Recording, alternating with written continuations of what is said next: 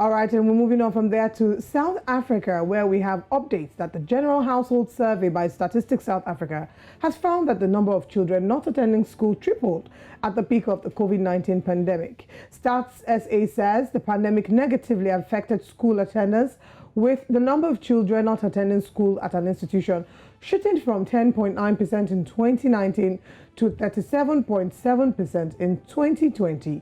That number then halved in 2021 to 19.4%. However, it seems to some may have looked to make the best of their time at home, as Stats SA said that the number of people aged 20 or older without any education decreased from 11.4% in 2021 to 3.2% the following year. Now, joining us this morning to unpack Childline South Africa's, joining us to unpack this morning, I beg your pardon, is Childline South Africa's Mpumalanga Director, Dr. Benita Nel. Good morning, Dr. Benita. Thank you very much for joining us. Good morning. How are you? Very well, thank you. All right, quickly, what effects did not going to school for prolonged periods in 2020 have on these young girls and boys? Childline South Africa work with children on our helpline, the 116 helpline. So what we decided to do was to hear from the children to get child participation. So we implemented a survey that we've done with the children, and from the children themselves, they reported that they felt very scared of dying, very scared of their families dying, very scared of bringing an illness home that could cause someone in their family to die. So there was a whole emotional component that started off.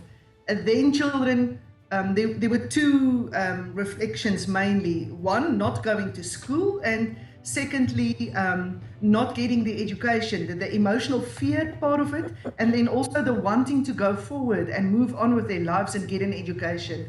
So what we've seen is that children, because of poverty and lockdown economic impact that it had on our families, we've seen an increase in the need for food parcels, poverty increase, the calls that we receive on our line has also increased.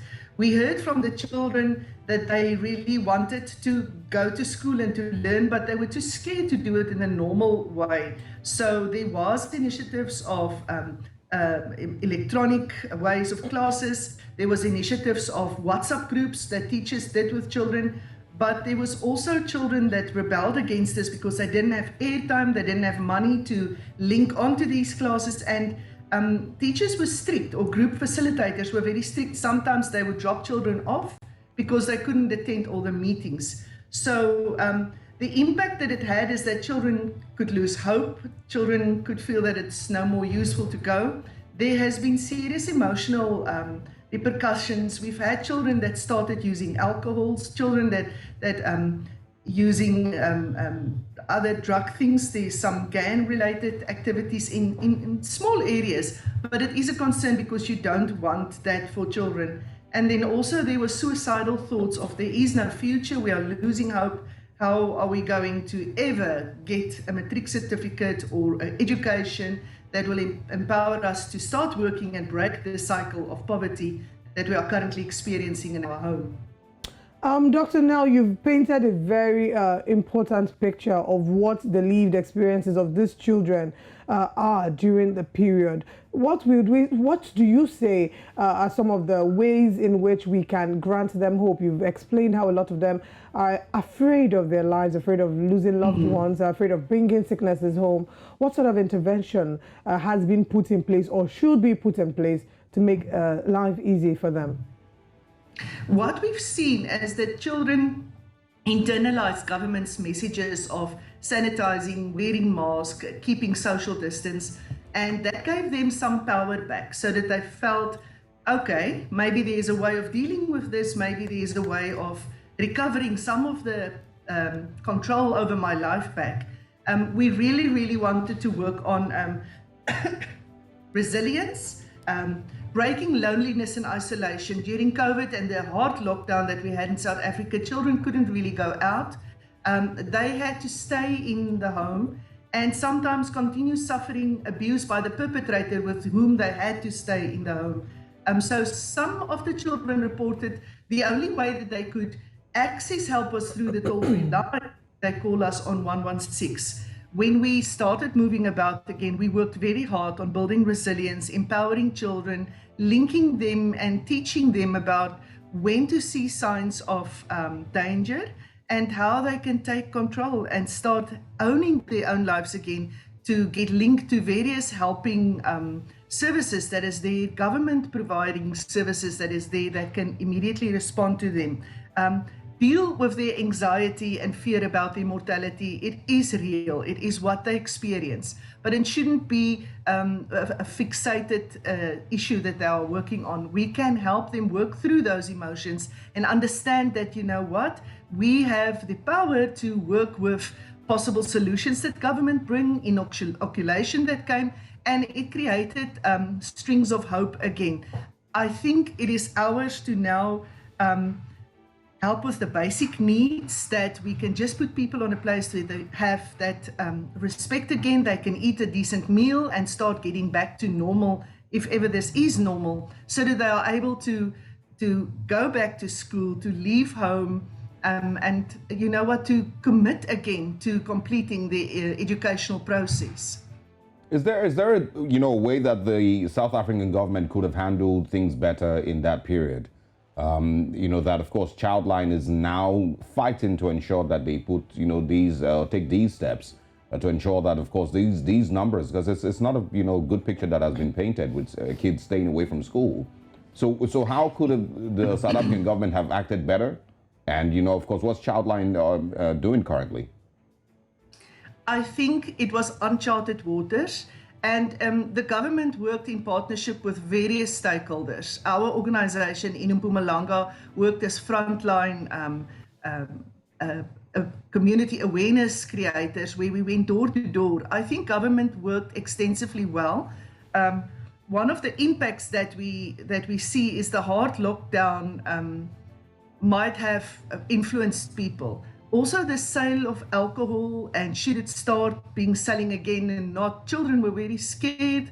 Alcohol influenced how people behave and how they react to challenges and stress that build up in a lockdown situation. So not knowing how this whole pandemic is going to roll out was also extremely difficult. So I think if we learn from this, we could in future look at more supportive kind of a group system, where we could keep in touch with the children, and where schools could set up standardized government authenticated groups that even online help children keep up with their studies, even if it's not daily but just once a week or something. I know many schools started doing every second day, they split the school in half, and then one day the one group to make it a smaller group, and the next day group B, then group A, group B. So I think government has done extensively well. It is not only government's position though. Parents have to come in, family members, caregivers, and also motivate these children, provide possibilities for these children to be able to go back to school. Having the high petrol price currently in South Africa, I think physically make it very expensive also to go to school. So I think that influence also how the return to schools is rolling out. So now, finally, you've mentioned extensively how the government is not the only one that has a role to play in ensuring that we support these children, and that families have a role to play. Let's share some ways in which parents and family members can play their part in ensuring that we support these children coming back to school. In the children that we observe, a lot of families has lost the main source of income, one of the parents or the caregivers who lost their employment due to COVID and the economic impact that it had on the families. So I think what we as families could do is to come back together, readjust, reassess our collaboration with the whole new scenario that's been created for us out there, and motivate our children. If we as parents keep talking negative and just see the dark side, there is no way that we are going to influence or set an example for a child to be positive and to continue doing what he needs to do to complete education. So I know that there is various resources in South Africa for helping with depression or helping with building a new resilience, getting yourself up again and planning. I know SADC has got a lot of support group, emotional support group. There is NGOs, and I know government is also having some structures. So if parents can just become involved, start seeing a new way, start looking for alternative employment, hopefully that could influence our children to return to schools and to commit again to completing education and to see that life goes on beyond COVID.